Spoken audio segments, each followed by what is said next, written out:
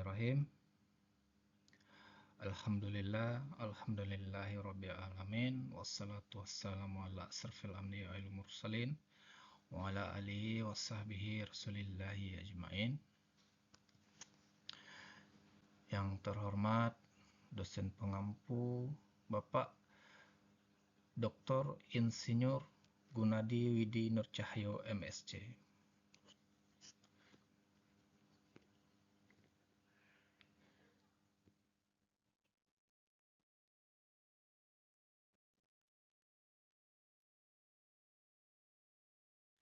Baiklah, dalam kesempatan kali ini saya akan membahas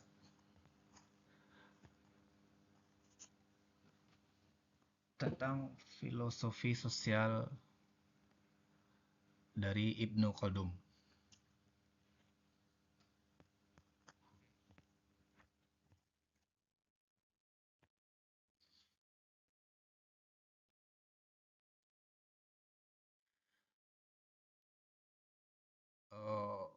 Pertama, kita harus tahu apa yang disebut dengan filosofi sosial itu sendiri, di mana adalah cabang filsafat yang mempelajari dan menganalisis aspek-aspek sosial dari kehidupan manusia, termasuk hubungan antar individu, struktural masyarakat, nilai-nilai sosial, serta masalah-masalah yang muncul dalam konteks sosial.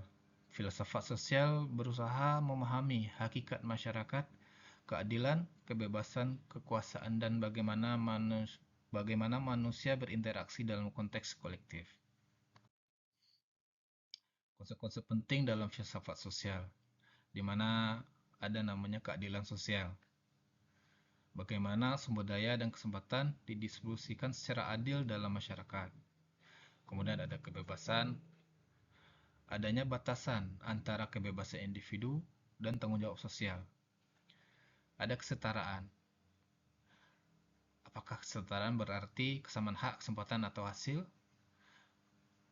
Hak asasi manusia, di mana hak-hak dasar yang dimiliki setiap individu sebagai manusia. Kekuasaan dan otoritas, bagaimana kekuasaan dijalankan dan siapa yang berhak untuk memegang otoritas tersebut. Selanjutnya ada Abd al-Rahman Ibnu Muhammad Ibnu Khaldun al-Hadrami, atau yang lebih terkenal dengan Ibnu Khaldun, di mana beliau lahir pada tanggal 27 Mei 1332 di Tunisia. Beliau anak dari Muhammad bin Khaldun. Ibnu Khaldun menempuh pendidikan di Universitas Zaitunah. Beliau terpengaruh oleh filsuf terkenal lainnya, di mana ada Ibnu Sina, Muhammad Al-Farabi, Ibnu Rushd, dan lainnya.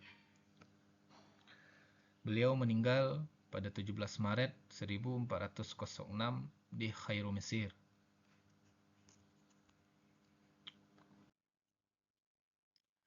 Ibnu Khaldun adalah seorang filsuf, sejarawan, dan sosiolog, atau lebih terkenal dengan Bapak Sosiologi Muslim, yang dianggap sebagai salah satu pemikir terpenting dalam sejarah intelektual Islam dan dunia. Karyanya yang paling terkenal adalah Muqaddimah atau pendahuluan, yang menjadi dasar bagi studi sosiologi, sejarah, dan ekonomi pada saat ini. Muqaddimah itu sendiri adalah karya yang luar biasa karena menggabungkan analisis sejarah, sosiologi, ekonomi, dan filsafat. Ilmu Khaldun tidak hanya memberikan pemahaman mendalam tentang masyarakat dan peradaban, tetapi juga meletakkan dasar bagi banyak disiplin ilmu modern yang karyanya tetap relevan dan dipelajari hingga saat ini. Beberapa konsep dalam filsafat sosial dari Ibnu Khaldun diantaranya adalah as-sabiyah atau solidaritas sosial. Asabiah adalah semangat solidaritas kelompok atau kohesi sosial, terutama di kalangan suku atau kelompok etnis. Asabiah menjadi kekuatan utama yang mendorong terbentuknya negara dan peradaban. Siklus peradabannya yang kuat di awal berdirinya dinasti atau negara, kemudian lalu melemah seiring kemewahan dan dekadensi. Kemudian konsep berikutnya ada peradaban atau umbran, di mana siklus peradaban menurut filsafat sosial Ibnu Khaldun merupakan inti dari teorinya tentang dinamika masyarakat dan negara. Ia menggambarkan bagaimana peradaban lahir, tumbuh, dan berjaya, lalu mengalami kemunduran dan kehancuran secara berulang dan alami. Inilah yang disebut dengan siklus dinasti peradaban atau umbran. Dalam peradaban atau umbran tersebut ada fase-fase, di mana yang pertama ada fase awal atau kemenangan,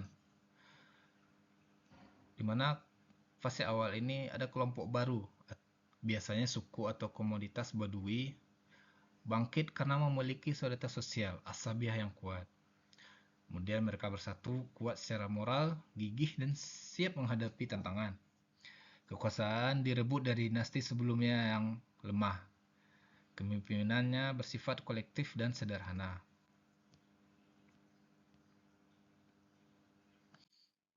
Kemudian ada fase konsolidasi kekuasaan, di mana kekuasaan mulai terinstitusionalisasi atau dibentuk dalam sistem pemerintahan, hukum dan administrasi negara mulai diterapkan. Pemimpin mulai menciptakan simbol-simbol kekuasaan dan kontrol atas rakyat. Asabiah mulai melemah, sedikit karena mulai adanya pembagian kelas sosial dan kekuasaan. Kemudian ada fase kemakmuran dan kejayaan, di mana negara akan mencapai masa keemasan, ekonomi tumbuh, dan ilmu pengetahuan yang berkembang, serta seni dan budaya yang maju. Masyarakat menjadi lebih urban, stabil, dan makmur. Namun, mulai muncul kecenderungan hidup mewah, kemalasan, dan ketergantungan. Kemudian ada fase kemewahan dan kelemahan, di mana rakyat dan penguasa mulai hidup dalam kenyamanan dan kemewahan. Solidaritas sosial melemah, mulai merosot, dan muncul ketidakadilan. Generasi baru tidak sekuat pendahulunya dan kehilangan semangat perjuangan. Ada fase kemunduran dan kehancuran, di mana negara akan menjadi korup dan lemah, pajak meningkat karena biaya hidup penguasa yang tinggi, serta rakyat tidak puas, muncul pemberontakan atau invasi di mana-mana. Siklus ini akan terus berulang. Ibnu Khaldun melihat siklus ini sebagai bagian dari hukum alam sosial. Setiap dinasti atau peradaban akan mengalami fase-fase ini, meskipun waktunya bisa berbeda-beda.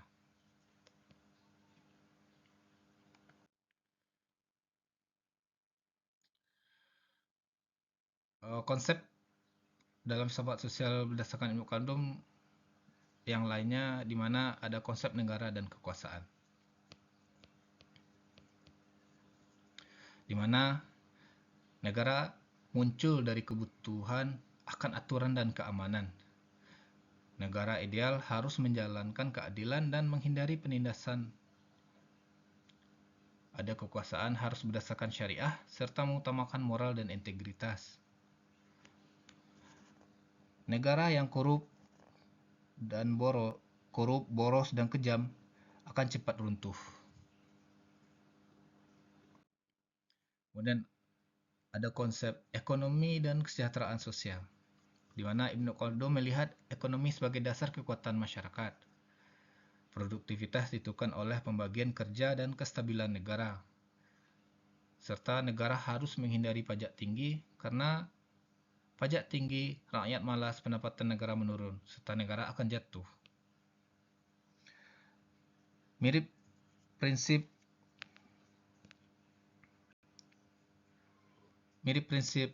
Laffer curve dalam ekonomi modern. Ada konsep selanjutnya, ada ilmu pengetahuan dan pendidikan. Ilmu sangat penting dalam membentuk keberadaan. Ilmu sangat penting dalam membentuk peradaban, di mana ada ilmu agama, syariah, tafsir fikih, ada ilmu duniawi, ekonomi, sejarah, politik, dan sebagainya. Menolak ilmu spekulatif yang tidak berdampak praktis pada kehidupan masyarakat, serta pendidikan harus disesuaikan dengan tahapan usia dan daya tangkap siswa.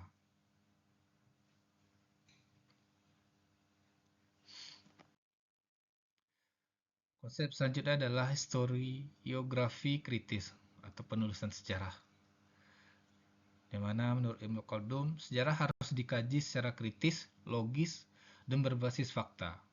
Ia memperkenalkan pendekatan kausalitas sebab akibat dalam memahami peristiwa sejarah. Yang inilah yang akan menjadikan dia sebagai pelopor historiografi ilmiah.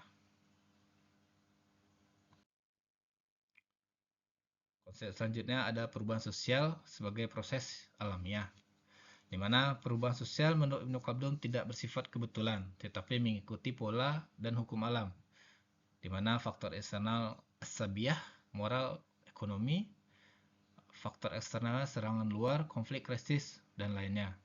Oleh karena itu, ilmu sosial harus ilmiah dan rasional, bukan hanya normatif.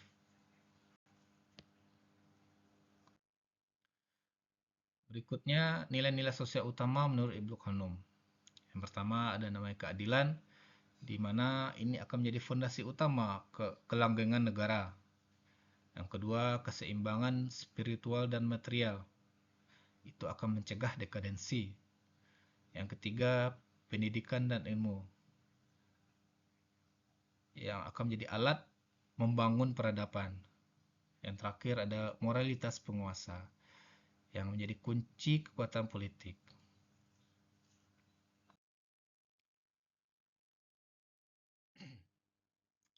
Ini adalah peta sebaran wilayah Ibnu Khaldun. Terdapat sebagian negara Eropa dan sebagian negara Afrika.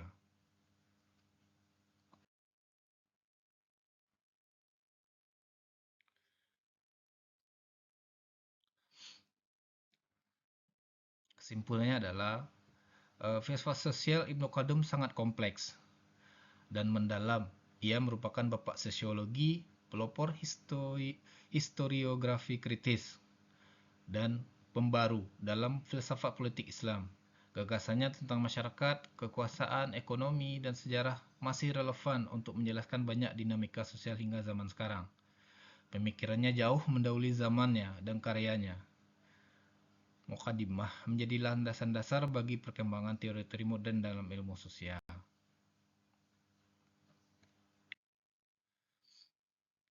Alhamdulillah, itulah hasil dari pembahasan saya. Mohon maaf jika ada salah kata. Wabillahi taufiq wal hidayah. Wassalamualaikum warahmatullahi wabarakatuh.